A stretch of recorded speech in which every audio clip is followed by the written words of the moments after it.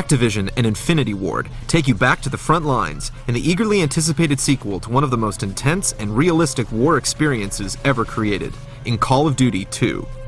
Both die-hard World War II and first-person shooter buffs will have a blast from start to finish with its free-roaming missions and harrowing gameplay.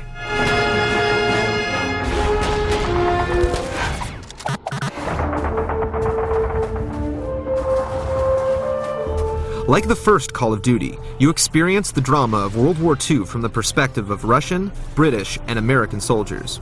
You have to play through the Russian missions first, and as you finish each campaign, you unlock the missions from the other side. This not only lets you experience different missions and weapons, it helps you understand the entire conflict when you enlist on multiple sides fighting the same enemy. And the objectives in each battle allow you to decide what order you want to finish them in. This breaks up the sometimes linear approach to battlefield design from other games, and each objective is easy to find thanks to your compass, which tells you exactly where you need to go.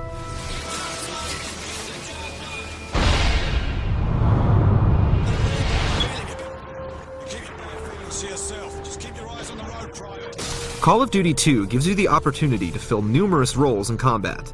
You can spy through a sniper rifle, set up explosives on a demolition team, and ride alongside a tank brigade. You can also take out mortar teams and shoot down planes using anti-aircraft weapons.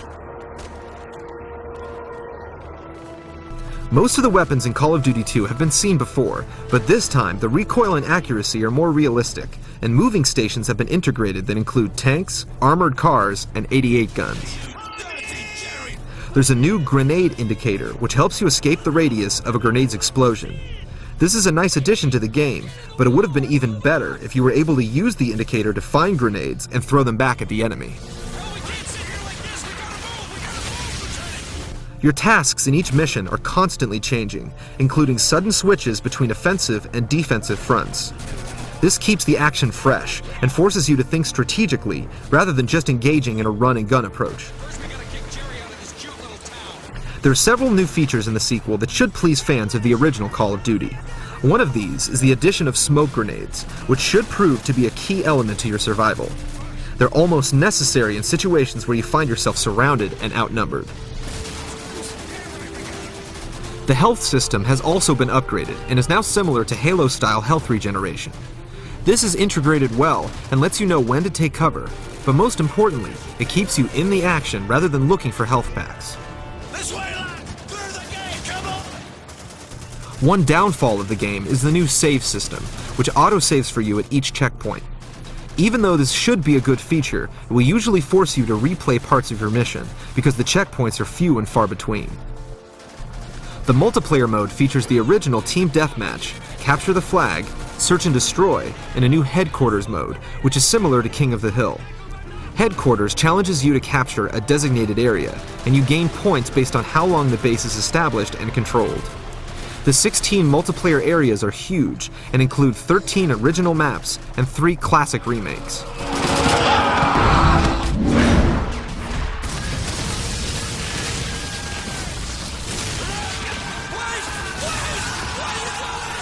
Call of Duty 2 is absolutely gorgeous and leaves a high standard for next-generation World War II games. The snow, rain, and fog are rendered beautifully, and the new smoke effects get more impressive every time you see them. There's an improved battle chatter system that gives your squad mates a voice you'll definitely want to listen to. Take up defensive positions in a farmhouse, let's move! They'll warn you when you need to duck and alert you of enemy positions. This is a helpful feature, but it can take away from the realism a bit when you hear your soldiers clearly, even though you're far away from them. The scale of the battlefield has definitely been improved. The levels range from vast open areas to enclosed buildings and alleyways. Each environment has a considerable amount of detail, which allows you to duck and cover behind different objects, as well as use them for attack points. You're also able to enter buildings that are fully furnished, which can lead to intense indoor fights. One of the biggest design changes is the enemy AI. Enemy intelligence has been upgraded considerably, creating enemies that will know when to push forward and when to retreat. They're also very persistent and will shoot at you even when they're lying on the ground dying. The design in Call of Duty 2 isn't perfect though. Even though some of the smoke effects are helpful, they can slow down the gameplay when the battles get intense. The game also has invisible walls that prevent you from going places that you would think you'd be able to go.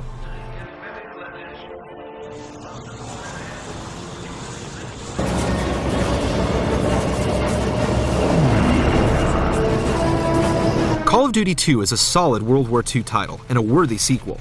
It brings amazing graphics, intense and challenging gameplay, and innovative new features to a heavily covered genre. Even though it has its technical problems, Call of Duty 2 is a pulse-pounding experience you won't soon forget.